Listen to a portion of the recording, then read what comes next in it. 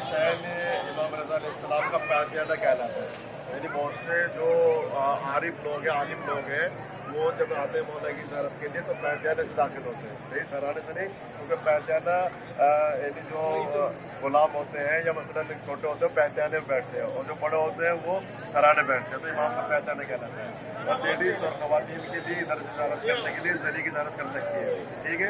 اور ابھی ماں بہن مطلب وہ چاہے تو زیارت کر سکتی ہے. جا کے تو ہم لوگ کیا بیٹھے ہیں شاید بھائی اگر انہیں بھیجنے سے بھیج سر زری دی سینی شفا میں جا کے پھر یہاں بیٹھ جائیں گے، پھر آپ فری ہو جاؤ، میں ایک دو جن بیٹھوں گا، پھر لیڈیز چلے میں آ جاؤں گا. ٹھیک ہے. تو یہ سین آزادی بھی سب سونے کا بنا ہوا ہے مولا کا، اور اسی میں جو ہے ایک پتھر ہے جس کے اوپر قدرتی جو ہے وہ نام محمد لکھا ہوا ہے. آپ اس نام محمد کو بھی چومیے، بوسہ دیجیے. تو اس سے بھی ہے کہ مثلا اگر آدمی کی جو زبان ہے اگر تھوڑی سی صاف نہیں ہوتی تو اگر اپنی زبان مشق کر لے تو اس کی زبان کی قوت جو ہے وہ اچھی ہو جاتی ہے اس میں. ٹھیک ہے. اس کی بھی زیارت کریں گے جہاں نام محمد لکھا ہوا ہے. اور یہاں پہ جب ہم جائیں گے ابھی سین شفا، اس کے اندر کیا ہے؟ پانی ہے، اس کو آب شفا بولتے ہیں. اور ایک اس کے اندر شفا کی جالی ہے، جو شفا کی جالی آپ وہاں پر اپنی مراد مانگیے، منت مانگیے، انشاءاللہ وہ منت آپ کی پوری ہو جائے گی وہاں کے اندر بھی.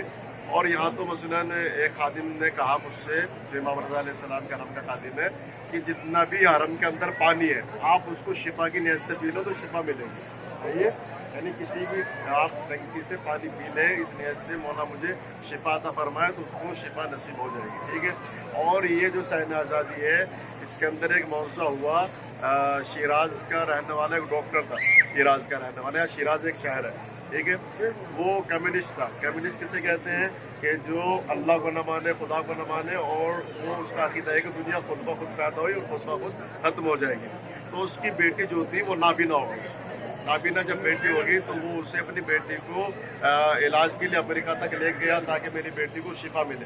اب وہ امریکہ بھی گیا، ڈاکٹروں نے بڑی بڑی مشینوں سے آنکھوں کو دیکھا اور علاج کرنا چاہا تو اس نتیجے پہ پہنچے کہ اس لڑکی کی آنکھوں کی جو رگ ہے وہ خشک ہو چکی ہے اور اب وہ کبھی نہیں دیکھ سکتی، نابینا ہو چکی تھی. اب وہ مایوس جو ہے آیا اپنے گھر، اور اپنی ایک ہی بیٹی تھی، کوئی دوسرا نہ بیٹا نہ بیٹی، بڑا پریشان تھا. تو اس کی بیوی نے کہا کہ ایک ڈاکٹر اور ہے، اگر آپ اسے دکھا دیں تو ہو سکتا ہے ہماری بیٹی سے ہو جائے گی انشاءاللہ. کہ اللہ کون ڈاکٹر ہے؟ کہا ایرانی میں ڈاکٹر ہے وہ. چاہیے. کہا جب امریکہ کے ڈاکٹر نے منع کر دیا تو ایران میں ڈاکٹر اتنی فاسٹ تھوڑا ہے کہ ٹھیک کر دے گی اسے. کہا نہیں، ایسا ڈاکٹر جانتی ہوں میں کہ جو مشہد میں رہتا ہے، نام اس کا رضا ہے. صحیح ہے.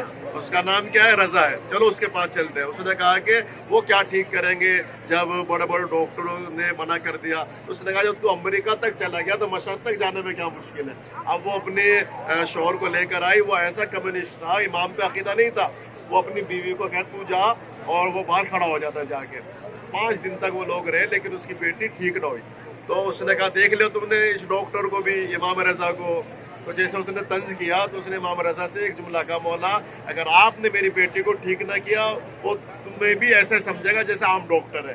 تو لہٰذا مولا میرے بچی کو شفا دے دو تاکہ آپ کی جو عصمت اور امامت اور ولایت ہے وہ اس کی نگاہ میں ثابت ہو جائے کہ آپ کتنے بڑے قریب ہیں.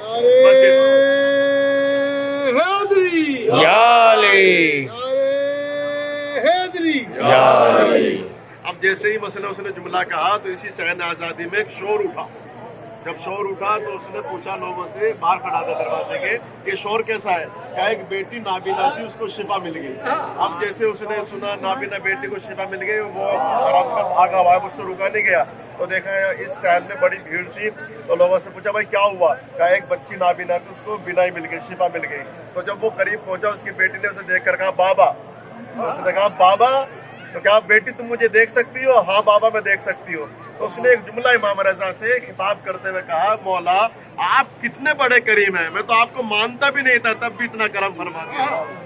میں تو آپ کو مانتا بھی نہیں تھا، آپ کے اوپر میرا عقیدہ بھی نہیں تھا، تب بھی آپ نے میرے اوپر اپنا کرم فرما دیا. میں تو گناہ گار تھا اور آپ کو مانتا بھی نہیں تھا. تو اس دن سے وہ شیعہ ہو کے نکلا. یعنی آیا تھا تو کافر، گیا تھا تو مومن. صحیح ہے. تو جب یہ دربار جو ہے سب کے لیے کھلا ہے، جو کمیونسٹ ہے اس کے لیے کھلا ہے، کافر ہے اس کے لیے کھلا ہے. تو جو ان کی امامت کو، ولایت کو، ان سے محبت کر کے اس بارگاہ میں آئے گا تو ضرور اس کو کچھ نہ کچھ مولا کی بارگاہ سے ملے گا. صحیح ہے. اور بس آخری میں ایک جملہ کہوں آپ سے میں، لفظ 3 ہے. ایک لفظ سخی، ایک لفظ جواد، ایک لفظ کریم. ان تینوں میں کیا فرق ہے سنیے. इन तीनों में फर्क ये है, अगर साइल सवाल करे किसी से और देने वाला कम दे दे, ज्यादा अपने पास रख ले, इसे कहते सखी। मसलन अगर आपके पास 100 रुपया था, 100 रुपया में 40 रुपया फकीर को दिया और 60 अपने पास रख लिया, इसे बोलते सखी। इससे ऊपर की लफ्ज़ है जवाद। जवाद किसे कहते हैं कि ज्यादा माल फकीर को दे दे, कम अपने पास रख ले, ये है जवाद। यानी 60 रुपया 70 फकीर को दिया, कम अपने पास रख लिया, इसे बोलते जवाद। करीम किसे कहते हैं? करीम उसे कहते हैं जो बिन मांगे साहिल को इतना दे दे कि सुभान अल्लाह, दर पे जाने की जरूरत ना हो, इसे बोलते करीम। यानी आपको कहने की जरूरत नहीं मौला में ये दे दीजिए, आप जो आगे मौला की बारगाह में, तो आपका आना इमाम ने आपको पूरा पढ़ लिया कि इसे क्या जरूरत है, क्या परेशानी है। अगर कह दोगे तो फिर मौला तो उसको रद्द ही नहीं कर सकते, सही है। अगर आप ना भी कहोगे तब भी अल्लाहुम्मा सल्ली अला मुहम्मद व आले मुहम्मद, फौरन अता करेंगे, सही है। अब ये मसलन करीम बारगाह है, करीम बारगाह। अब करीम बारगाह में आप ये ना मांगे मौला मुझे घर दे दीजिए, मौला मुझे गाड़ी दे दीजिए, तो आपको और हमें पाकिस्तान हिंदुस्तान में मिल जाएगा इनके कहने से। इनसे तो आप सिर्फ मार्फत की भीख मांगे, मौला हमें मार्फत अता फरमाए, आमीन। मौला हमें अपनी मार्फत की भीख अता फरमाए, आमीन। मौला हमें विलायत अता फरमाए, मौला हमें अपनी मोहब्बत की लज्जत अता फरमाए, सही है। जितना हम लोग मौला को चाहते हैं, मौला हमें भी उतना ही चाहते हैं, बल्कि हमारी चाहत कम है और मौला की चाहत हमसे बहुत ज्यादा है, सही है। और जब आप सुनने के इरादे में तो एक छोटा वाक़या सुन लीजिए। यानी मौला अपने चाहने वालों के ऊपर इतना करम करते हैं।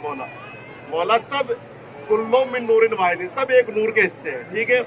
अब मौला कूफे में मौला अली की हुकूमत थी और कूफे में एक मौला के चाहने वाले ने चोरी की। अब जब चोरी की, उसने चोरी करके उसको लाया गया तो इमाम ने उससे पूछा क्या तूने चोरी की है? उसने कहा मौला चोरी की है। तो मौला ने 3 दफे इकरार लिया। जब उसने इकरार किया, मौला ने कहा कंबर तलवार लेकर आओ। कंबर तलवार लेकर आए। अब जब तलवार लेकर आए, उसकी उंगलियां कटी, क्योंकि शरीयत का मसला ये है चोर की उंगलियां काटी जाए, तो मौला ने उसकी उंगलियां काटी। तो इसका मतलब ये है कि अगर हम अली वाले हैं, अहले बैत के चाहने वाले, इसका मतलब ये नहीं हम जो चाहे वो करें। इमाम ने जो है चोर की उंगलियां काटी, उसने चोरी की है, तो अगर पर्दा गैब वाला आएगा, अगर हमने गुनाह किया है तो मौला उसकी सजा देगा। बस ये कि मौला से हम माफ़ी मांग लें, मौला हमसे जो गलती उसे माफ़ फरमाए। तो मौला ने जब उसकी उंगलियां काटी तो कूफे के बाजार में मौला अली के फजाइल बयान कर रहा था। कितना करीम है मेरा मौला, कितना मोहसिन है मेरा मौला, दामाद रसूल है मेरा मौला, शोहर बतूल है मेरा मौला, मालिक जन्नत है मेरा मौला। एक मुनाफिक आकर कहता है कि तेरी अक्ल को क्या हो गया, जिस अली ने उंगलियां काटी उसी के फजाइल बयान कर रहा है। उसने कहा मेरी अक्ल सही है तभी तो फजाइल बयान कर रहा हूँ, मेरी अक्ल सही है तभी तो अली के फजाइल बयान कर रहा हूँ। क्या ये बता कि जिस अली ने तेरी उंगलियां काटी उसके फजाइल क्यों बयान कर रहा है? क्या तुझे खबर नहीं, अली ने मुझे दुनिया में सजा देकर आखिरत की सजा से बचा लिया। ये मौला ने क्या कहा, उसने अली ने मुझे दुनिया में सजा देकर आखिरत की सजा से बचा लिया। फिर किसी ने कहा मौला कि जो आपके फजाइल बयान कर रहा है, जिसकी उंगलियां काटी है, वो आपके फजाइल बयान कर रहा है। तो मौला ने कहा उसे बुलाया जाए। अब वो जब आया, अब सोचो क्या मंजर होगा, सामने अली हो और अली के फजाइल हो। तो अली के सामने अली के फजाइल बयान कर रहा था, तो मेरे मौला ने उसकी कटी हुई उंगलियों पर अपनी आबा डाली। जब आबा डाली तो उंगलियां सही हो गई, उसकी उंगलियां फौरन सही हो गई। अब कोई ये ना सोचे कि उंगलियां कैसे सही हो गई, ये तो उंगलियां है, इनके कदमों की ठोकर से मुर्दे जिंदे होते हैं, सही है। अब किसी फिर मुनाफिक ने कहा या अली जब आपको उंगलियां सही करनी थी तो काटी क्यों?